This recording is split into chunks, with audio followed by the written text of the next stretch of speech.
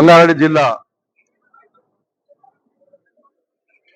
TNGOs union తరఫున మేము తాలూకా నారాయణఖేడ్ తాలూకా election కోసం ఒక మీటింగ్ జరపడం జరిగింది. ముఖ్యంగా గత 2025లో మా యొక్క చందా శ్రీనివాస్ గారు ఇక్కడ తాలూకా ప్రెసిడెంట్ ఉండే, ఆయన టర్మ్ అయిపోయింది. బట్ అనుకోకుండా రిటైర్మెంట్ దగ్గర ఉంది కాబట్టి ఆ రిటైర్మెంట్ తర్వాత పెట్టుకుందాం అనుకున్నాం.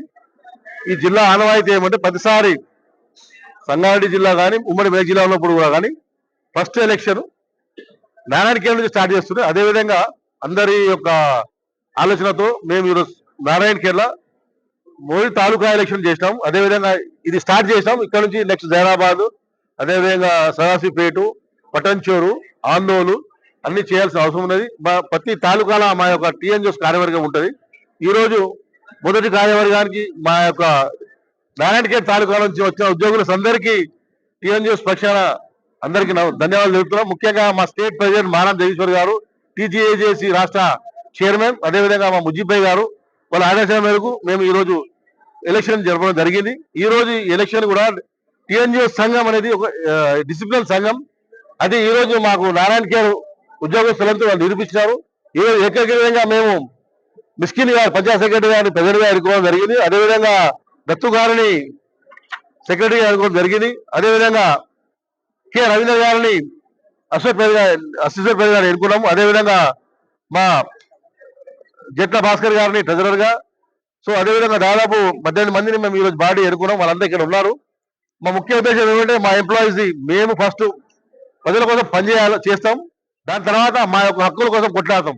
మాకు వచ్చే జీతాలు కూడా ప్రజల ద్వారా వచ్చే జీతమే, వాళ్ళు కట్టే పన్నే మా జీతం. కాబట్టి మేము మా ఎంప్లాయీస్ ఫస్ట్ ఆఫ్ ఆల్ మీరు ఎవరు వచ్చినా మీ దగ్గరికి ఏ సామాన్యులు వచ్చినా వాళ్ళ కోసం కష్టపడి మనం డ్యూటీ చేయాలి. దాని తర్వాత మనకు రావాల్సిన హక్కుల కోసం కొట్లాడతాం. ఈరోజు ఏ ప్రభుత్వం వచ్చినా మాకు కొట్టడానికి తప్పలేదు. ప్రభుత్వం రాగానే ఫస్ట్ ఆఫ్ ఆల్ 3 డిఏలు ఇస్తా అన్నారు. ఇప్పుడు 3 అయింది. అదేవిధంగా పిఆర్సీ ఇస్తా అన్నారు.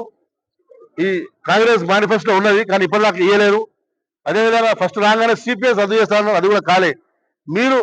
మేము ఒకటే విన్నపం, ఏ ప్రభుత్వం వచ్చినా ప్రభుత్వం చెప్పిన ప్రతి పథకాన్ని ప్రతి పనిని ఇంటి దాకా ప్రజల దాకా చేర్చేది మా ఎంప్లాయీస్. కాబట్టి మా ఎంప్లాయీస్ రిటైర్ అయిన ఎంప్లాయీస్ పెన్షనర్స్ కూడా వాళ్ళ యొక్క హక్కులు కూడా మీరు ఇవ్వాల్సిన అవసరం. 33 ఏళ్ళు 38 ఏళ్ళు పనిచేసి ఈరోజు ఒక 1 year 2 years అయిపోయింది. ఇప్పటిదాకా వాళ్ళకి రావాల్సిన బకాయిలు వస్తలేవు. మా రిక్వెస్ట్ ఏంటంటే ఎంప్లాయీస్ పాపం చాలీ జీతాలతో బతుకుతారు. ఏదో 33 సర్వ్ చేసిన తర్వాత పెన్షన్ పైసలు వస్తే ఏదో ఇల్లు కొనుక్కుందాం, లేకుంటే మా పిల్లలు పెళ్లి చేసుకుందాం అనుకుంటాం. కానీ అట్లాంటిది ఇప్పుడు చాలా దుస్థితిలో ఉన్నారు రిటైర్ అయిన ఎంప్లాయీస్. వాళ్ళకు రిటైర్ అయ్యి కూడా 1 year అయింది, ఇప్పటిదాకా గవర్నమెంట్ పైసలు ఇస్తలేదు. మీరు అన్న ప్రకారంగా మా యొక్క ఎంప్లాయీస్ వాళ్ళ యొక్క రావాల్సిన వాళ్ళు 38 సంవత్సరాలు కష్టపడి దాచుకున్న డబ్బులు వాళ్ళ డబ్బులు వాళ్ళకి ఇవ్వండి అని కోరుకుంటున్నాం. అదేవిధంగా మాకు రావాల్సిన పిఆర్సీ కూడా ఇవ్వాలని కోరుకుంటున్నాం.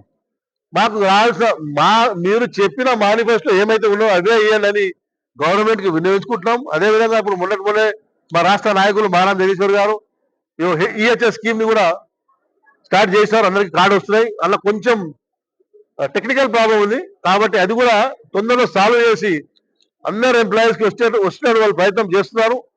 మేము కూడా మా రాష్ట్ర నాయకులు మానం జగదీశ్వర్ గారు మరియు ముజీబ్ గారు ఏ విధంగా చెప్తారో వాళ్ళని ఫాలో అవుతున్నాం. మేము ఎవరిని ఒత్తిడి చేయకుండా మాకు రావాల్సిన గవర్నమెంట్ ఎంప్లాయీస్ రావాల్సిన హక్కులన్నీ రావాలని కోరుకుంటున్నాం. అదేవిధంగా ఈరోజు మీడియా మిత్రులు.